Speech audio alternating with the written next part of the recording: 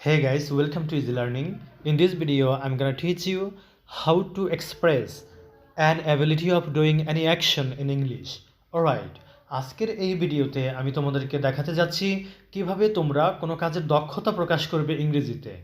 ধরো যে তুমি বলতে চাও আমি লিখতে পারি না, আমি গাইতে পারি না, সে গাইতে পারে না, সে চালাতে পারে না, সে এই কাজটা করতে পারে না, এই ধরনের কথাগুলো ইংরেজিতে কিভাবে বলবে সেটা আজকের এই ভিডিওর মাধ্যমে আমি তোমাদেরকে দেখাবো মাত্র একটি নিয়ম ব্যবহার করে। মনে রাখবে ক্যান অর্থ পারা, পারে বা পারেন বলতে পারো, আর কুড অর্থ পারতো, পারতে কিংবা পারতেন এরকম। তাহলে আমরা যদি বলি যে আমি লিখতে পারি, তোমরা জানো যে আমি ইংরেজি হচ্ছে আই।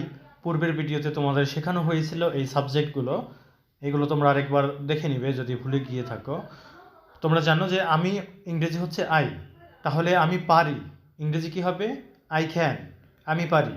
এবার যদি বলো যে আমি লিখতে পারি, তাহলে কি হবে? তোমরা জানো যে রাইট অর্থ লেখা, তাহলে আই ক্যান রাইট, আমি লিখতে পারি। আই ক্যান মানে হচ্ছে আমি পারি, কি পারি? যে লিখতে পারি, সেটা এই ক্যানের পরে ব্যবহার করে দিবে রাইট। আই ক্যান রাইট, আমি লিখতে পারি। যদি বলো যে আমি লিখতে পারি না, তাহলে কি করবে? আই ক্যান নট রাইট, মানে ক্যানের পরে নট যুক্ত করে দিবে। আই ক্যান নট রাইট অথবা আই ক্যান্ট রাইট লিখতে পারো। তারপরে যদি বলো যে সে গাইতে পারে, কি লিখবে? She can sing. আমরা জানি যে সে ইংরেজি হচ্ছে শি অথবা হি। তারপরে পারা ইংরেজি হচ্ছে ক্যান, ক্যান অর্থ পারে, তাহলে শি ক্যান, সে পারে, কি পারে? গাইতে পারে। তাহলে গাওয়া ইংরেজি কি? সিং, সিং অর্থ গাওয়া, তো আমরা সিং যুক্ত করে দিব ক্যানের পরে, যে শি ক্যান সিং, সে গাইতে পারে। আবার যদি বলি যে সে গাইতে পারে না, তাহলে কি করব? ক্যানের সাথে নট যুক্ত করে দিব, শি ক্যান নট সিং অথবা শি ক্যান্ট সিং, সে গাইতে পারে না। এরপরে যদি বলো যে তিনি চালাতে পারেন, তিনি ইংরেজি হচ্ছে হি, আর পারা ইংরেজি হচ্ছে ক্যান, চালানো ইংরেজি হচ্ছে ড্রাইভ। তাহলে আমরা কি করব? যে তিনি চালাতে পারেন, হি ক্যান ড্রাইভ, তিনি চালাতে পারেন। আর যদি বলি যে তিনি চালাতে পারেন না, তখন কি করব? তখন আমরা ক্যানের সাথে অ্যান্টি যুক্ত করে দিব, মানে নট যুক্ত করে দিব। তাহলে হি ক্যান ড্রাইভ অথবা হি ক্যান নট ড্রাইভ, সে চালাতে পারেন না, এভাবে হবে। তো এইভাবে আমরা কোনো কিছু পারা বা না পারা বোঝাতে, অর্থাৎ কোনো একটা কাজ করার দক্ষতা বোঝাতে, অ্যাবিলিটি প্রকাশ করতে ক্যান ব্যবহার করব। আর এখানে লক্ষ্য রাখবে subject plus can plus verb one হবে।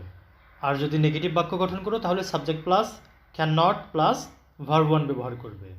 এরপর যদি এই ধরনের কথাগুলো তোমরা প্রশ্নবোধক করতে চাও, তাহলে কি করবে? লক্ষ্য করো, আমি লিখতে পারি, এটাকে যদি তুমি প্রশ্নবোধক করতে চাও, তাহলে কি হবে? যে আমি কি লিখতে পারি, তখন এই ক্যান ভার্বটা সাবজেক্টের আগে বসিয়ে দিবে, তাহলেই হবে।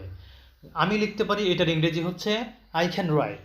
এখন যদি তুমি বলো যে আমি কি লিখতে পারি, তাহলে সেটার ইংরেজি হবে ক্যান আই রাইট, মানে এই ক্যান ভার্বটাকে সবার শুরুতে বসাই দিবে, সাবজেক্টের আগে বসাই দিবে, তাহলেই হবে যে আমি কি লিখতে পারি, ক্যান আই রাইট। এরপর লক্ষ্য করো, আমি লিখতে পারি না, এই বাক্যটা যদি তুমি প্রশ্নবোধক করতে চাও, তাহলে কি হবে? যে আমি কি লিখতে পারি না, এরকম হবে। তাহলে এটার ইংরেজি কি হবে? এই ক্যান নটটা সবার শুরুতে বসাবে, মানে সাবজেক্টের আগে নিয়ে আসবে। ক্যান্ট আই রাইট, আমি কি লিখতে পারি না, এরকম হবে।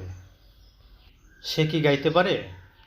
ক্যান শি সিং, সে কি গাইতে পারে না? ক্যান শি সিং, এরকমভাবে হবে। তো প্রিয় শিক্ষার্থী বন্ধুরা, তোমরা ভিডিওটাকে শেয়ার করে দাও। আজকের ক্লাস এখানেই সমাপ্ত করছি। ধন্যবাদ সবাইকে সাথে থাকার জন্য।